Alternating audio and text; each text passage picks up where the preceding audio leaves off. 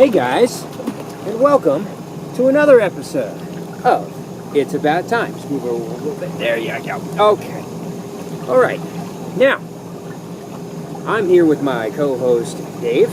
What's up? He's back. Okay. Jared is not with us today because, he's handling a little house matter as we speak.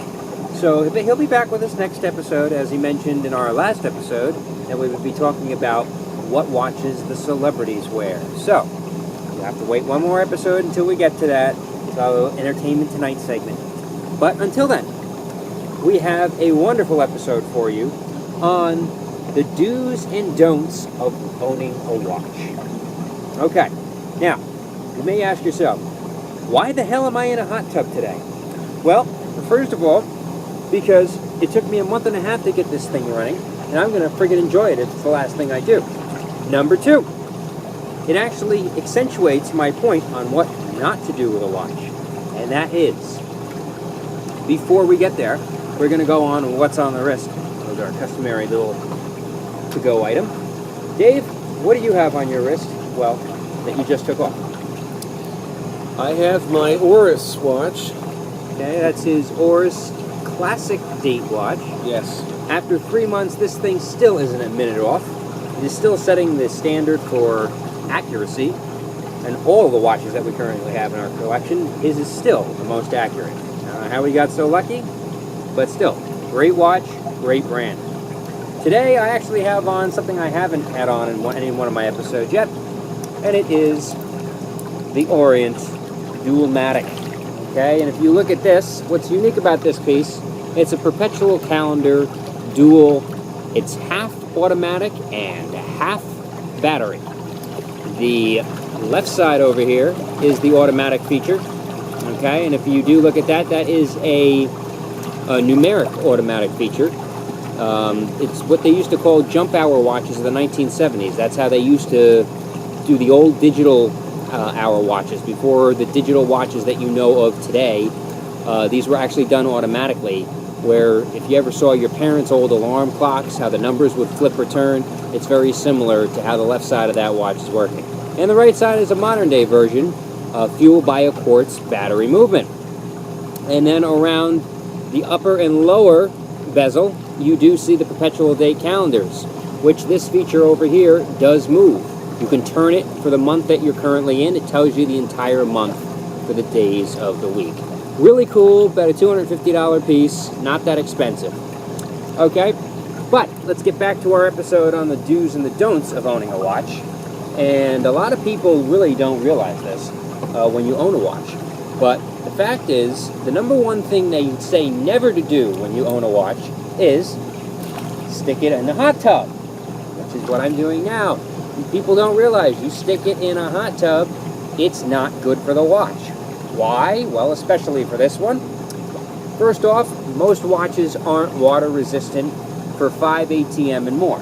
Okay, if they are a diver's watch, you're going to have better luck with it than if you had a regular watch, which is only 3 ATM or less.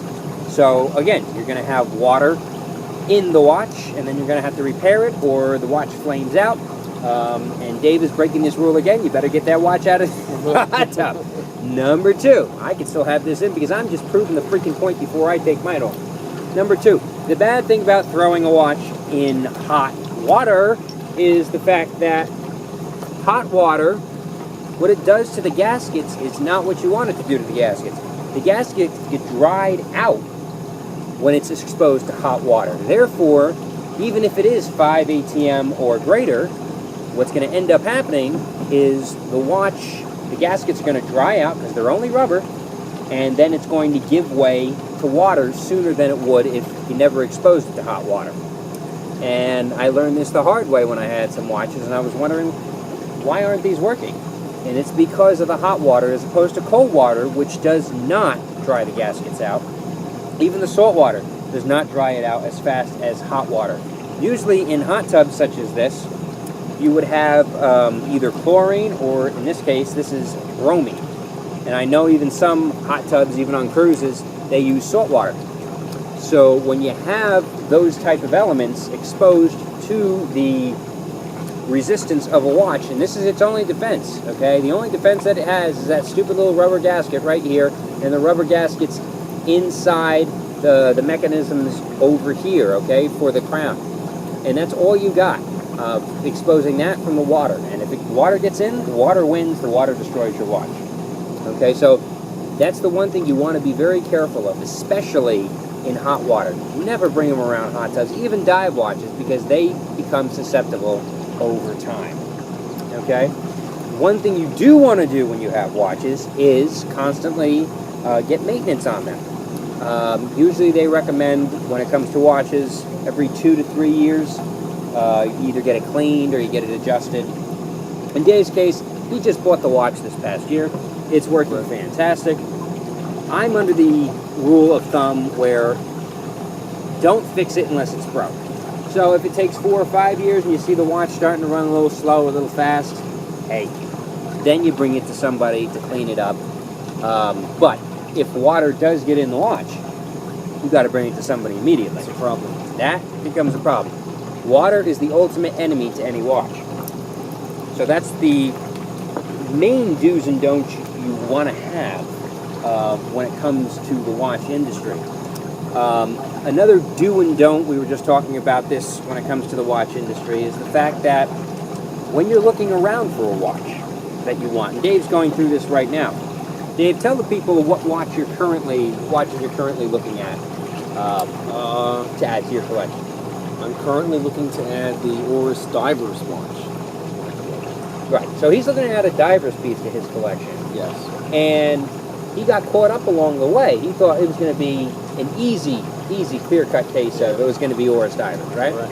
It's not easy. It's not easy, because along the way, what he ran into was he saw some other nice pieces from some other companies as well. Right. And they include Rado. Rado. Okay, they include, even you got Mito, who has a couple of nice divers Mito, pieces. Right. Okay, you got Longines, who has some nice divers pieces. You got a lot of these companies.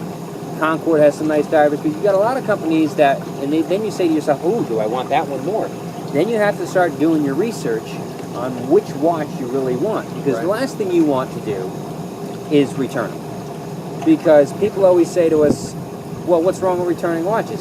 Well, there's nothing terrible about returning watches. I've done it a ton. Not a ton, but enough.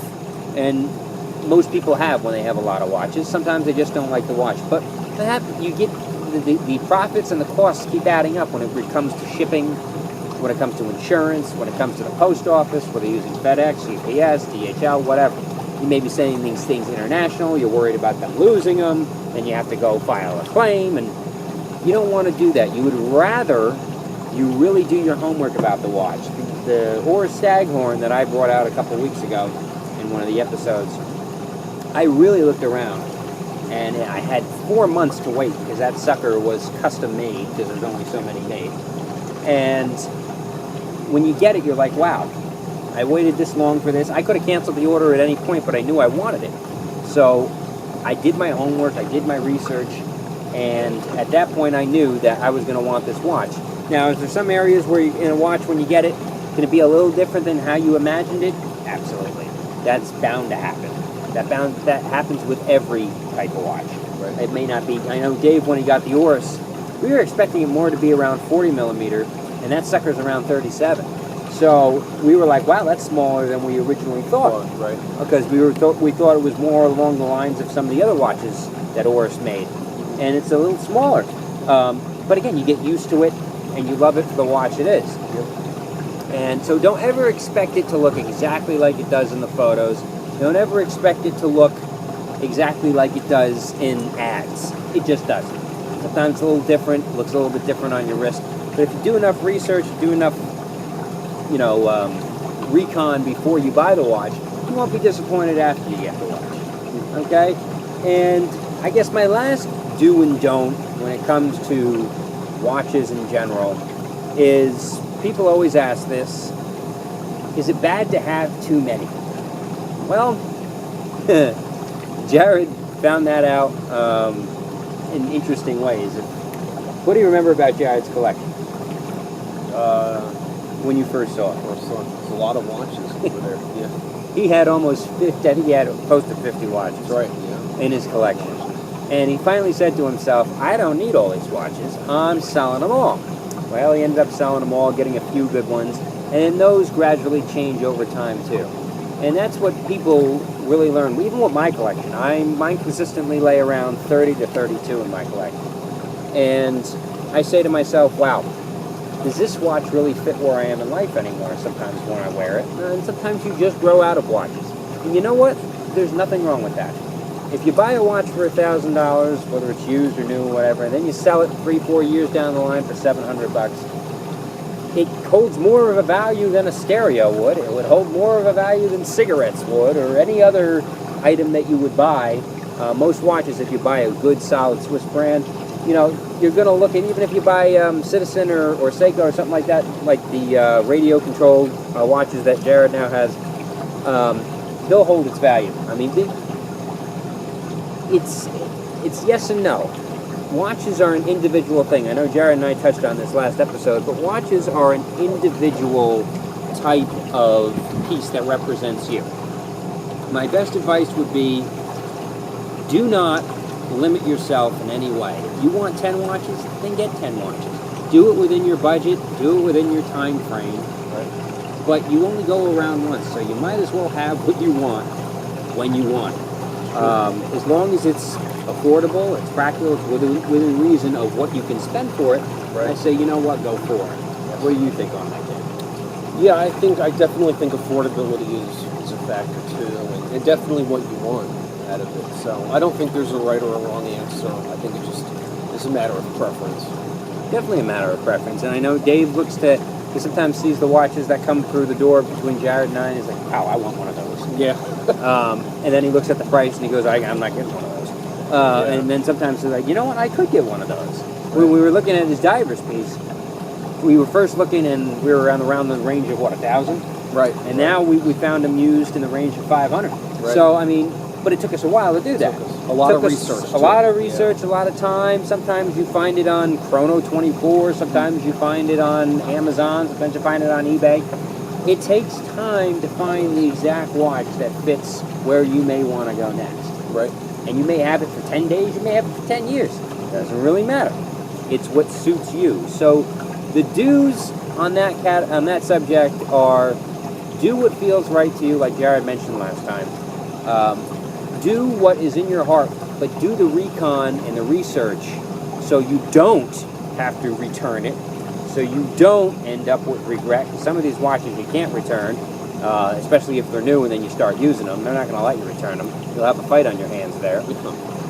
And whatever you do, as I stated earlier, keep them away from hot water. I am ruining this watch as we speak for a point. It's a good point. It is. I'm going to yell at myself later for this, but I'm doing this for a point. For the episode, people, do not put them in hot tubs, spas, or anything that is warm over 85 degrees. Not good for the watch. Okay, next episode. Again, we will get into our Entertainment Tonight weekly sector. And basically, another thing. Don't put jewelry in hot tubs either, especially if it's freaking silver, as it will rust. Come on, you little motherfucker. Alright, anyway, we will go through our Entertainment Weekly segment on what watches celebrities wear. And hopefully we'll be able to enlighten you on that as well. But thank you, everybody, for, again, joining us today in this hot tub, which was much more comfortable than up on the car from last episode. Yes. But we like to do different things every episode. Yes. And, again, I'd like to thank... you got to get that off. Okay, just do the class. There you go. Sometimes classes can't be done by themselves. So, again, thanks for joining us. Please, Facebook us. Tweet us. Leave us emails. Anything you want to make you happy for future episode ideas. You have a problem with that? There you go. Hey! We got it. Freaking fantastic. So, guys, again, send us your episodes. Send us your emails. Send us your ideas and suggestions for future episodes you may have. Jared will be back with you next time, and we will see you on another episode of It's About Time.